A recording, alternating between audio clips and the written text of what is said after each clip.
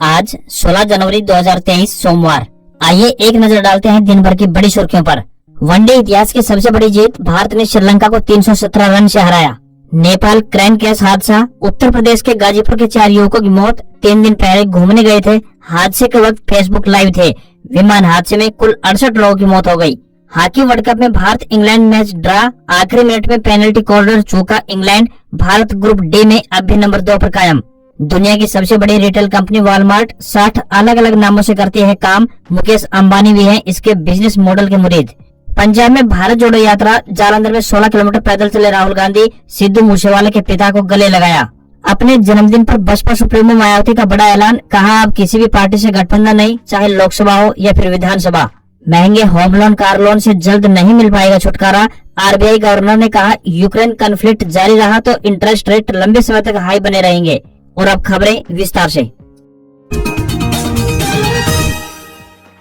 मौसम update. Delhi NCR में फिर लौटेगी शीतलहर, पड़ेगी कड़ाके की ठंड। मैदानी राज्यों राजस्थान, पंजाब, हरियाणा, एनसीआर, दिल्ली, हिमालय की उत्तरी ठंडी बर्फीली हवाओं ने संपूर्ण इलाके में गंभीर शीतलहर और हाड़ कपा देने वाली ठंड अपनी विकराल रूप धारण करके संपूर्ण इलाके में तांडव दिखा रही है। इसके अलावा राज्य के उत्तर पश्चिमी तथा दक्षिण क्षेत्र के कुछ एक जिलों में पाला भी पड़ा है, जिसकी वजह से हरियाणा, एनसीआर, दिल्ली में कुछ एक स्थानों पर पारा गोते लगाकर माइनस में पहुंच गया है। वर्तमान परिदृश्य में हिमालय की उत्तरी बर्फीली हवाओं का रुख मैदानी राज्यों पर बना हुआ है, जिसकी वजह से संपूर्ण इलाके में तापमान गोते लगा रहा है। कुछ एक स्थानों पर रात्रि तापमान माइनस में पहुंच गए हैं, जिसकी वजह से अनेक स्थानों पर पाला जमने की स्थिति बनी हुई है। मैदानी राज्यों में राजस्थान के बाद अब हरियाणा, पंजाब और दिल्ली में भी न्यूनतम तापमान 0 डिग्री सेल्सियस से नीचे दर्ज हुआ है। आने वाले दिनों की बात करें तो 19 जनवरी तक ठंड के कहर में बढ़ोतरी होगी और संपूर्ण इलाके में तापमान में लगातार गिरावट दर्ज की जाएगी। आने वाले 3 से 4 दिनों के दौरान हाड़ कपाने वाली ठंड और गंभीर शीतलहर अपने प्रचंड और चरम रूप धारण कर आमजन की मुसीबत बढ़ाने वाली है। वहीं उत्तरी मैदानी राज्यों विशेषकर हरियाणा, एनसीआर, दिल्ली में 19 और 20 जनवरी के दौरान सीमित स्थानों पर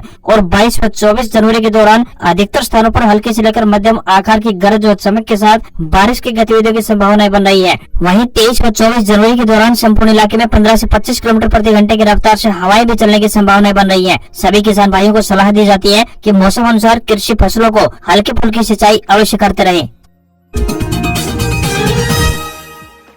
जेजेपी बीजेपी गठबंधन पर दुष्यंत चौटाला का बड़ा बयान, कहा मजबूती से चलता रहेगा गठबंधन, अपने संगठन को जोड़े कांग्रेस। डिप्टी सीएम दुष्यंत चौटाला उचाना हल्के के 1 दिवसीय दौरे के तहत विभिन्न गांव में पहुंचे। यहां पहुंचने पर उनका जोरदार स्वागत ग्रामीणों ने किया। दुष्यंत चौटाला ने पत्रकार वार्ता में जेजेपी बीजेपी गठबंधन को लेकर पूछे गए सवाल पर कहा कि प्रदेश में 3 साल से अधिक समय से जेजेपी व बीजेपी गठबंधन चल रहा है। हम मजबूती के साथ चल रहे हैं और आगे भी साथ चलते रहेंगे। मजबूती से ऐसे ही गठबंधन चलता रहेगा। कांग्रेस द्वारा निकाली जा रही देश जोड़ो यात्रा पर डिप्टी सीएम ने कहा कि जिस संगठन में तोड़ाव हो वो भारत जोड़ने की बात करे, वो बहुत चिंता का विषय है। पहले उन्हें अपने संगठन को जोड़ना चाहिए, फिर भारत जोड़ो की बात करनी चाहिए। सरपंचों द्वारा 2 लाख से अधिक के काम ई टेंडरिंग से होने के सरकार के फैसले के सरपंचों द्वारा किए जा रहे विरोध पर दुष्यंत चौटाला ने कहा कि सरपंचों की मांग है कि ऑनलाइन टेंडर है वो 2 लाख से बढ़ाए जाए। सीएम मनोहर लाल ने और खुद उन्होंने भी कहा था कि 1 महीने का समय सरकार ले रही है। ये प्रक्रिया अगर इस तरीके से सही चलेगी तो सरपंचों को भी परेशानी नहीं आएगी। अगर इसमें काम नहीं हो पाते हैं, बजट लैप्स होने का डर रहता है, तो जरूर इस पर सरकार छूट देने का विचार करके देगी।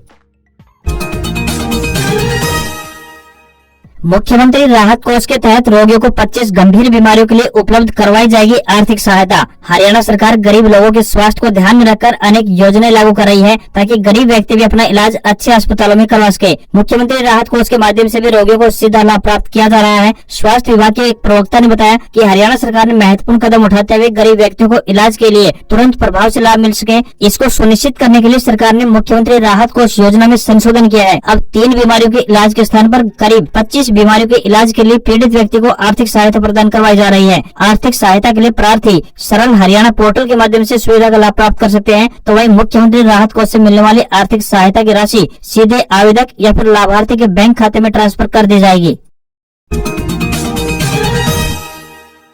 मेरी फसल मेरा ब्यौरा पोर्टल पर रजिस्ट्रेशन की अंतिम तारीख नजदीक, पंजीकरण करवाना अनिवार्य। किसानों को मेरी फसल मेरा ब्यौरा पोर्टल पर अपनी फसल का पंजीकरण करवाना अनिवार्य है। रेवाड़ी जिले के डीसी अशोक कुमार गर्ग ने किसानों से अपनी फसल का पोर्टल पर रजिस्ट्रेशन कराने की अपील की है, जिससे उन्हें फसल बेचने में किसी भी प्रकार की असुविधा का सामना न करना पड़े। उन्होंने कहा कि यदि किसान अपने खेत को खाली छोड़ रहे हैं तब भी कोई फसल नहीं करने का पंजीकरण अवश्य करा ले, जिससे कोई और आपकी फसल का पंजीकरण कराकर लाभ न उठा ले। किसान अपनी भूमि का पोर्टल पर रजिस्ट्रेशन रजिस्ट्रेशन कराने के लिए अंतिम तिथि 31 जनवरी 2023 तय कर दी गई है। इसके साथ ही पोर्टल पर किसान सरकार की ओर से चलाई जा रही प्रधानमंत्री फसल बीमा योजना, भावांतर भरपाई योजना व मौसम की वजह से फसलों को होने वाले नुकसान के लिए भी इसी पोर्टल पर ई क्षति का रजिस्ट्रेशन करा सकते हैं। यदि किसानों को कोई समस्या आती है तो वो संबंधित कृषि अधिकारी से संपर्क कर सकते हैं।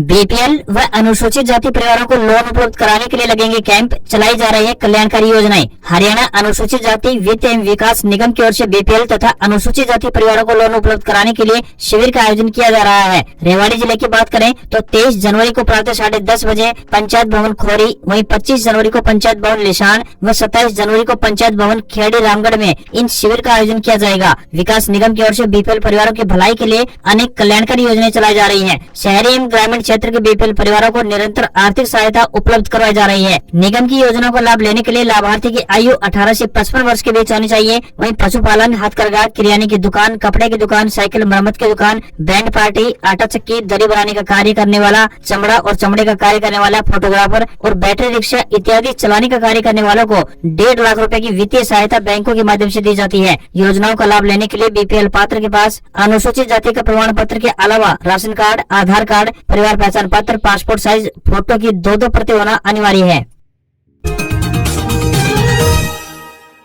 सोनीपत के विधायक सुरेंद्र पवार ने मुख्यमंत्री हरियाणा को पत्र लिखकर परिवार पहचान पत्र में हुई गलतियों को ठीक करवाने की मांग की है। उन्होंने कहा कि विभाग की तरफ से जो गलतियां हुई हैं उन्हें विभाग स्वयं ठीक करे, न कि उसके लिए लोगों को विभागों के चक्कर काटने पड़े। इसके साथ ही फैमिली आईडी में किसी भी गलती को ठीक कराने या फिर अन्य किसी भी सुधार के लिए समय सीमा व उचित व्यवस्था की जाए। विधायक सुरेंद्र पवार ने मुख्यमंत्री को लिखे पत्र में बताया कि वर्तमान में सरकार द्वारा फैमिली आईडी को अनिवार्य कर दिया गया है, लेकिन आज फैमिली आईडी में बहुत सी त्रुटियां सामने आ रही है, जिसकी वजह से आमजन विभागों के चक्कर काटने को मजबूर हो रहे हैं। उन्होंने बताया कि परिवार पहचान पत्र में आय की गलती सबसे अधिक देखने में मिल रही है। यदि किसी की वास्तव में इनकम 80,000 रुपए है तो उसे अधिक दिखाया गया है, जिससे वह सरकार द्वारा दी जा रही सेवाओं से वंचित हो गए हैं। इसी तरह से अन्य कई समस्याएं भी आमजन के समक्ष सामने आ रही है, लेकिन जब वह ठीक करवाने के लिए अधिकारी के पास जाते हैं तो उन्हें निराशा ही हाथ लगती है, क्योंकि वहाँ पर भी वह ठीक नहीं हो पाता। विधायक सुरेंद्र पवार ने मुख्यमंत्री से मांग की है कि आईडी में जिनकी आय विभाग की तरफ से गलत आंकी गई है उन्हें स्वयं ठीक करवाया जाए। यदि किसी को आय में संशोधन करवाना है तो वह उसके लिए एक प्लेटफॉर्म व समय सीमा जरूर निश्चित की जाए, ताकि क्षेत्रवासियों को विभागों के चक्कर न काटने पड़े।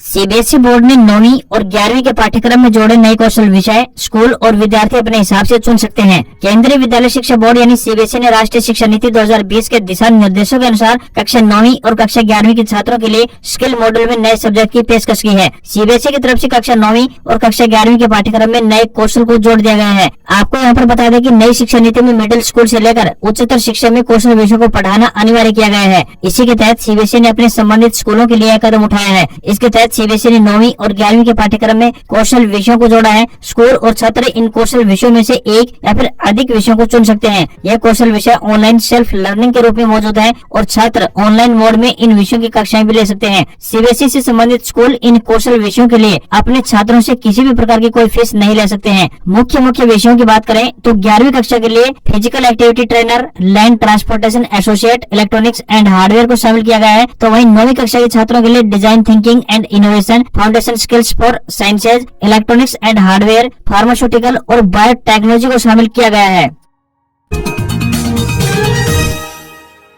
Air force school jobs update. नई दिल्ली में आई अनेक पदों पर भर्ती। वायुसेना स्कूल कैमरो नई दिल्ली द्वारा प्राइमरी अध्यापक, क्लर्क, हेल्पर के पदों पर भर्ती के लिए आवेदन मांगे गए हैं। आपको बता दें कि यह भर्तियां कॉन्ट्रैक्ट आधार पर की जाएंगी। जो भी इन पदों पर आवेदन भेजने के इच्छुक हैं वे ऑफलाइन माध्यम से अपने आवेदन भेज सकते हैं। जो भी उम्मीदवार इन पदों के लिए इच्छुक हैं वे रजिस्टर्ड डाक के माध्यम से अपने आवेदन जमा करा सकते हैं। आवेदन करने की अंतिम तिथि 27 जनवरी 2023 तय की गई है। हेल्पर के पदों के लिए अनपढ़ से लेकर 10वीं पास तक कोई भी आवेदन कर सकता है। वहीं क्लर्क उम्मीदवार स्नातक पास होने चाहिए तथा उन्हें कंप्यूटर का ज्ञान होने चाहिए। वहीं प्राइमरी टीचर की बात करें तो आवेदक 50% अंकों से स्नातक पास तथा बीएड पास होने चाहिए। वहीं कंप्यूटर इंस्ट्रक्टर के पदों की बात करें तो ये आवेदक पीजीडीसीए, एमसीए या फिर कंप्यूटर इंजीनियरिंग में स्नातक डिग्री पास होने चाहिए। किसी भी वर्ग के उम्मीदवार को कोई भी आवेदन शुल्क जमा नहीं करना होगा। न्यूनतम आयु 21 वर्ष तो वहीं क्लर्क के लिए 25 वर्ष निर्धारित की गई है और अधिकतम आयु 40 वर्ष वहीं हेल्पर के लिए 50 वर्ष निर्धारित की गई है। इन पदों के लिए आपको ऑफलाइन आवेदन भेजने होंगे। अंतिम तारीख 27 जनवरी 2023 है। हरियाणा में 42,000 पदों पर भर्ती से पहले बदलेगा ग्रुप सी सर्विस नियम, विभागाध्यक्षों ने शुरू की प्रक्रिया। हरियाणा में कॉमन एलिजिबिलिटी टेस्ट यानी CET के माध्यम से 42,000 से ज्यादा पदों को भरे जाएंगे, लेकिन इनके भरने से पहले ग्रुप सी के सेवा नियमों में बदलाव किया जाएगा। इन श्रेणी के काफी पदों के लिए न्यूनतम शैक्षणिक योग्यता 12वीं होने के कारण नियमों को बदलना आवश्यक हो चुका है। मनोहर लाल मंत्रिमंडल की पहली बैठक जो दिसंबर 2022 में हुई थी, उसमें ग्रुप सी व ग्रुप डी के पदों के लिए न्यूनतम शैक्षणिक योग्यता 12वीं और 10वीं करने पर अपनी स्वीकृति दे चुका है। साथ ही मुख्य सचिव संजय कौशल ने 11 जनवरी को सभी विभागाध्यक्षों को इस बारे में निर्देश जारी किए थे। नए सेवा नियमों में न्यूनतम शैक्षणिक योग्यता 10वीं की जगह 12वीं हो जाएगी। भविष्य में उसके आधार पर भर्तियां की जाएंगी और युवाओं को नई नौकरी के लिए पात्रता प्राप्त करना जरूरी हो जाएगा। ग्रुप सी में अभी 10वीं शैक्षणिक योग्यता के आधार पर भरे जाने वाले अनेक टेक्निकल पद हैं, जैसे वन विभाग, जन स्वास्थ्य विभाग, हरियाणा शहरी विकास प्राधिकरण, सिंचाई विभाग, लोक निर्माण, भवन एवं सड़कें आदि। कई विभागों में 50 से अधिक पद हैं, जिनकी योग्यता 10वीं के साथ ITI या 10वीं और 3 साल का तकनीकी डिप्लोमा है। इन विभागों में भर्ती होने वाले अभ्यर्थियों की 12वीं के अनुसार पात्रता परीक्षा पास करनी होगी। ई टेंडरिंग विवाद में डिप्टी सीएम की मां ने अपनी ही सरकार पर साधा निशाना, सरपंचों की आवाज करेंगी बुलंद। हरियाणा में सरकार और नए चुने सरपंचों के बीच ई टेंडरिंग का विवाद बढ़ता ही जा रहा है। बता दें कि हरियाणा सरकार ने तय किया है कि हर गांव में अब 2 लाख से ऊपर के कामों की ई टेंडरिंग होगी। इसका सरपंच विरोध कर रहे हैं। वे अपने स्तर पर गली नाली तक नहीं बना सकते। गाँव में विकास कार्यों की रफ्तार धीमी होगी तो ग्रामीणों की जवाबदेही कौन करेगा। ई टेंडरिंग को लेकर प्रदेश भर में उठे बवाल के बीच डिप्टी सीएम दुष्यंत चौटाला की मां व बारडा से विधायिका नैना चौटाला ने एक बयान जारी कर अपनी सरकार पर निशाना साधा है। नैना चौटाला ने कहा कि सरपंचों को 2 लाख रुपए तक के काम करवाने की पावर देने का फैसला बिल्कुल भी सही नहीं है। वहीं 2 लाख में क्या होता है, GST वगैरह कटने पर सरपंच के पास 1.5 लाख रुपए बचेंगे और इस रकम में आप शौचालय भी नहीं बनवा सकते। गांव का विकास करवाना तो बड़ी दूर की बात हो जाएगी। नैना चौटाला ने कहा कि वो प्रदेश सरकार से मांग करती है कि जो पावर सरपंचों के पास पहले थी वही उन्हें वापस दी जाए और इसके लिए वो सीएम, डिप्टी सीएम और पंचायत मंत्री से बात कर सरपंचों की आवाज बुलंद करने का काम करेंगी। वो गठबंधन सरकार के इस फैसले के बिल्कुल खिलाफ हैं और सरपंचों के समर्थन में उतरकर उनका साथ देने के लिए सदैव तत्पर हैं। प्रत्येक प्ले स्कूल का पंजीकरण करवाना अनिवार्य, हरियाणा सरकार ने जारी किए दिशा निर्देश। हरियाणा सरकार की ओर से प्ले स्कूलों के लिए दिशा निर्देश जारी कर दिए गए हैं। निर्देशानुसार प्रत्येक प्ले स्कूल संचालक द्वारा अपने स्कूल का पंजीकरण करवाना आवश्यक है। इसलिए प्रदेश के सभी प्ले स्कूल संचालक अपने अपने प्ले स्कूलों को पंजीकरण करवाने के लिए कार्रवाई अमल में लाना सुनिश्चित करें। रोहतक के उपायुक्त यशपाल ने बताया कि आजादी के अमृत महोत्सव के दौरान राष्ट्रीय बाल अधिकार संरक्षण आयोग नई दिल्ली के द्वारा प्ले स्कूलों के संबंध में नई गाइडलाइन तैयार की गई है, जिसमें आयोग ने सभी प्राइवेट प्ले स्कूलों के पंजीकरण को अनिवार्य किया है और स्कूलों के लिए मानदंड भी तैयार किए हैं। सभी प्ले स्कूलों को महिला एवं बाल विकास विभाग के द्वारा जिला स्तर पर 1 वर्ष के लिए पंजीकृत किया जाएगा। महम से निर्दलीय विधायक बलराज कुंडू 26 जनवरी को महेंद्रगढ़ जिले के नांगल चौधरी से पद यात्रा प्रारंभ करेंगे। प्रदेश में घूमने के बाद इस यात्रा का समापन चंडीगढ़ में किया जाएगा। यात्रा के दौरान वे जनता के बीच रात्रि ठहराव करेंगे। इस बात का ऐलान उन्होंने रविवार को महम में मकर संक्रांति के उपलक्ष्य में आयोजित जनसभा में किया। जनसभा को संबोधित करते हुए उन्होंने कहा कि यह पद यात्रा प्रदेश में बेरोजगार युवक युवतियों को रोजगार दिलाने, किसानों को MSP दिलाने, कर्मचारियों को OPS, बेटियों को उचित शिक्षा दिलाने व प्रदेश के लिए लोगों को उनके जायज हक दिलवाने के लिए शुरू की जा रही है। उन्होंने कहा कि इसके लिए उन्हें सड़क से लेकर सदन तक जो भी लड़ाई लड़नी पड़ेगी वह लड़ेंगे और जो कुर्बानी देनी पड़ेगी वो देंगे। उन्होंने कहा कि अब वह समय आ गया है जब हम सबको मिलकर व्यवस्था परिवर्तन की लड़ाई लड़नी पड़ेगी। जन समूह को संबोधित करते हुए कहा कि व्यवस्था परिवर्तन की इस लड़ाई में आप सब कंधे से कंधा मिलाकर प्रदेश को नई दिशा देने का काम करें। मकर संक्रांति मिलन समारोह में महिलाओं की भीड़ को देखते हुए उन्होंने कहा कि महिला शक्ति का सहयोग पहले से भी ज्यादा बढ़ता जा रहा है। यह इस बात का संकेत है कि व्यवस्था परिवर्तन होकर रहेगा। हरियाणा के जींद के गांव घिमाना की ग्राम पंचायत ने नई और एक सकारात्मक पहल की है। इसके तहत गांव के दोनों एंट्री पॉइंट पर 25 हेलमेट रखवाए गए हैं। गांव से अगर कोई व्यक्ति बाइक पर बाहर जा रहा है तो इन हेलमेट को पहन सकता है, वापस आने के बाद यहीं पर रख सकता है। सड़क सुरक्षा के तहत हादसों से सड़कें खून से लाल न हो, इसलिए ग्राम पंचायत ने यह पहल शुरू की है। युवाओं को हेलमेट पहनने की शपथ भी दिलाई गई। रविवार को गाँव घिमाना में सड़क सुरक्षा को लेकर बैठक का आयोजन किया गया। इसकी अध्यक्षता सरपंच कविता देवी ने की। गाँव के काफी लोगों ने पंचायत में भाग लिया। घिमाना की सरपंच कविता देवी ने बताया कि गांव के दोनों एंट्री पॉइंट पर हेलमेट रखे गए हैं। शहर में या फिर कहीं भी गांव से बाहर जाते समय किसी भी ग्रामीण के पास अगर हेलमेट नहीं है तो वह इन हेलमेट्स का प्रयोग कर सकता है। उन्होंने बताया कि इस तरह की पहल शुरू करने का मुख्य उद्देश्य यही है कि सड़क हादसों में किसी की भी जान न जाए। गाँव में कई मौतें सड़क हादसों में अतीत में हो चुकी है। अगर दोपहिया वाहन चलाते समय हेलमेट का प्रयोग किया जाए तो हादसों में जान बचने की संभावना ज्यादा रहती है। इसके अलावा गाँव में जितने भी साइकिल, ट्रैक्टर, ट्रॉली, बुग्गी समेत दूसरे वाहन है, सभी पर रिफ्लेक्टर टेप लगाई गई है ताकि धुंध और अंधेरे में आगे वाला वाहन दिखाई दे सके। सरपंच द्वारा शुरू की गई पहल में ग्रामीणों ने भी पूरा सहयोग देने का आह्वान किया है। वनडे इतिहास की सबसे बड़ी जीत, भारत ने श्रीलंका को 317 रन से हराया। न्यूजीलैंड का 15 साल पुराना रिकॉर्ड तोड़ा तो विराट कोहली की 46वीं सेंचुरी। टीम इंडिया ने रविवार को वनडे क्रिकेट के इतिहास की सबसे बड़ी जीत का वर्ल्ड रिकॉर्ड बना दिया। भारत ने श्रीलंका को 3 मैचों की सीरीज के आखिरी मुकाबले में 317 रन से हराया। भारत ने इस मामले में न्यूजीलैंड का 15 साल पुराना रिकॉर्ड भी तोड़ दिया। कीवी टीम ने 2008 में आयरलैंड को 290 रन से हराया था। यहाँ इस मैच में टीम इंडिया ने एक और वर्ल्ड रिकॉर्ड बनाया, वह वनडे इतिहास में किसी एक देश को खिलाफ सबसे ज्यादा मैच जीतने वाली टीम बन गई है। भारत ने वनडे क्रिकेट में श्रीलंका को 96 बार हराया है। दोनों टीमों के बीच कुल 165 वनडे खेले गए हैं। भारतीय टीम ने ऑस्ट्रेलिया की 95 जीत के वर्ल्ड रिकॉर्ड को पीछे छोड़ दिया। विराट कोहली, शुभमन गिल और मोहम्मद सिराज जीत के हीरो रहे। विराट कोहली ने नाबाद 166 रनों की पारी खेलते हुए 46वां वनडे तक जमाया, तो वहीं शुभमन गिल ने 116 रनों की पारी खेली। भारत ने 50 ओवर में 5 विकेट के नुकसान पर 390 रन का विशाल स्कोर बनाया, तो वहीं Kohli player of the match और प्लेयर ऑफ द सीरीज रहे। जवाब में श्रीलंकाई टीम 22 ओवर में 9 विकेट के नुकसान पर 73 रन के स्कोर पर ही सिमट गई।